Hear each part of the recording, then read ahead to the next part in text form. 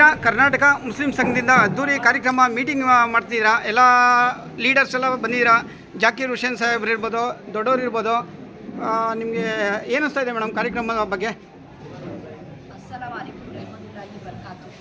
ನಮಸ್ಕಾರ, ಎಲ್ಲರಿಗೂ ನಮಸ್ಕಾರ. ತುಂಬ ಸಂತೋಷ ಆಗ್ತಾ ಇದೆ. ಸಂತೋಷಕ್ಕಿಂತ ಹೆಚ್ಚಿಗೆ ಭಯನೂ ಆಗ್ತಿದೆ. ಯಾಕಂದರೆ ಈ ಪೋಸ್ಟ್ ಅನ್ನೋದು ಬಂದ್ಬಿಟ್ಟು ರೆಸ್ಪಾನ್ಸಿಬಿಲಿಟಿ ಪೋಸ್ಟ್. ಈ ಪೋಸ್ಟದ್ದು ಭಾರ ಅತಿಯಾಯಿತು. ಯಾಕೆಂದರೆ ನನಗೆ ಗೊತ್ತು 25 ವರ್ಷದಿಂದ ಎಲ್ಲ ಸಂಘ ಎಲ್ಲ ಒಂದು ಇದರಿಂದಾನು ಪೋಸ್ಟಿಂದಾನು ಕಾಂಗ್ರೆಸ್ ಪಕ್ಷದಲ್ಲಿ ಬೂತ್ ಲೆವೆಲಿಂದ ಹಿಡಿದು ಕಾಂಗ್ರೆಸ್ಸು ಮೈನಾರಿಟಿ ಪ್ರತಿಯೊಂದು ಪೋಸ್ಟಿಂದಾನು ಒಂದು ಅಧಿಕಾರವನ್ನು ತಗೊಂಡು ಸಂಘಟನೆಗಳನ್ನ ಮಾಡ್ಕೊಂಡು ಬಂದಿರುವಂಥದ್ದೇ ತಗೊಂಡು ಬಂದಿದ್ದೇವೆ. ಅದನ್ನು ನಾನು ಬೇಡ ಅಂದರೆ ನಮ್ಮ ಮೊದಲನೇ ಟೈಮ್ಸ್ ನಾನು ಜಾಕೀರ್ ಬೈಗೆ ಮತ್ತು ನಮ್ಮ ಬಶೀರ್ ಬೈಗೆ ಮತ್ತು ನಮ್ಮ ಅಬ್ದುಲ್ ಕರೀಂ ಸರ್ ನನಗೆ ಯಾವಾಗ ಗುರುಗಳು ನನ್ನ ಬೆಂಗಳೂರಿನ ಯಾವಾಗ ಹೇಳ್ತಾನೆ ಇರ್ತಾರೆ. ಆದರೆ ನನಗೆ ತುಂಬ ಸಂತೋಷ ಆಗ್ತಾ ಇದೆ. ಸಂತೋಷದ ಜೊತೆಗೆ ಹೆಚ್ಚಿನ ಭಯಾನೂ ಆಗ್ತಾ ಇದೆ. ಯಾಕಂದರೆ ತುಂಬ ಅತಿ ದೊಡ್ಡದ ಒಂದು ರೆಸ್ಪಾನ್ಸಿಬಿಲಿಟಿ ಪೋಸ್ಟು. ನನ್ನ ಅಧಿಕಾರದಲ್ಲಿ ಬರೀ ಹೆಣ್ಮಕ್ಳಿಗೆ ನಾನು ಡಿಸ್ಟಿಕ್ ಲೆವೆಲಲ್ಲಿ ಮಹಿಳಾ ಕಾಂಗ್ರೆಸ್ ಪ್ರೆಸಿಡೆಂಟ್ ಆಗಿದ್ದಾಗಲೂ ನಾನು ಬರೀ ಒಂದು 3 ವರ್ಷ ಸಂಘಟನೆಯಲ್ಲೇ ತೊಡಗಿಸ್ಕೊಂಡಿದ್ದೆ. ಆದ ಸರ್ಕಾರ ಅದಕ್ಕಿಂತ ದೊಡ್ಡ ನೋವು.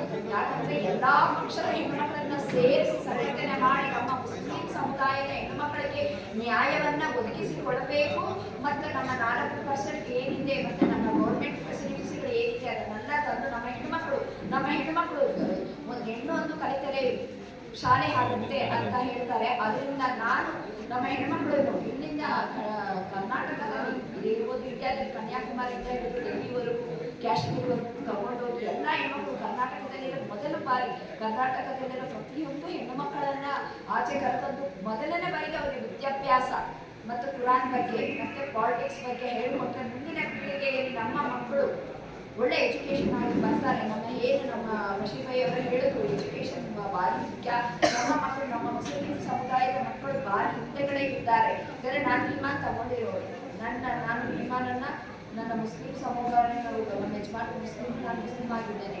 ಆದರೂ ನಾನು 28 ವರ್ಷದಿಂದ ಮುಸ್ಲಿಮ್ನ ಫಾಲೋ ಮಾಡ್ಕೊಂಡು ಬರ್ತಾರೆ. ತುಂಬ ಪ್ರೀತಿ ವಿಶ್ವಾಸದಿಂದ ಇಡೀ ವರ್ಲ್ಡಲ್ಲಿ ಅರ್ಧ ಭಾಗ ಮುಸ್ಲಿಮರಾಗಿದ್ದಾರೆ. ಈ ಮುಸ್ಲಿಮರು ಇರುತ್ತೆ ಯಾವ ಪಕ್ಷದ ಮುಂದೆ ಬರಲಿಕ್ಕಾಗಲ್ಲ. ನಮ್ಮ ಒಂದು ಓಟೆ, ನಮ್ಮ ಮುಸಲ್ಮಾನರ ಓಟೆ ನಮಗೆ ಇದ್ದಾಗಿರೋದು. ಅದರಿಂದ ನಾವು ಅದನ್ನು ಹೆಚ್ಚಿನ ರೀತಿಯಲ್ಲಿ ವಿದ್ಯೆಯನ್ನು ನಾವು ಕಲಿಸಿ ಪ್ರತಿಯೊಂದು ಸ್ಟೇಟು, ಡಿಸ್ಟಿಕ್ಕು, ತಾಲೂಕು, ನಮ್ಮ ಏರಿಯಾಗಳಲ್ಲಿ ಹೋಗಿ ನಮ್ಮ ಕರ್ನಾಟಕ ಮುಸ್ಲಿಂ ಬಗ್ಗೆ ಹೇಳಿ ನಮ್ಮ ನಾನಾಗಿರ್ಬೋದು, ನಮ್ಮ ಬಶೀರ್ ಭಾಯಿ ಆಗಿರ್ಬೋದು, ಜಾಕೀರ್ ಸಾಹೇಬ್ ಆಗಿರ್ಬೋದು, ಪ್ರತಿಯೊಬ್ಬರೂ ನಾವು ಕೈ ಜೋಡಿಸಿ ಹೋಗೋಣ.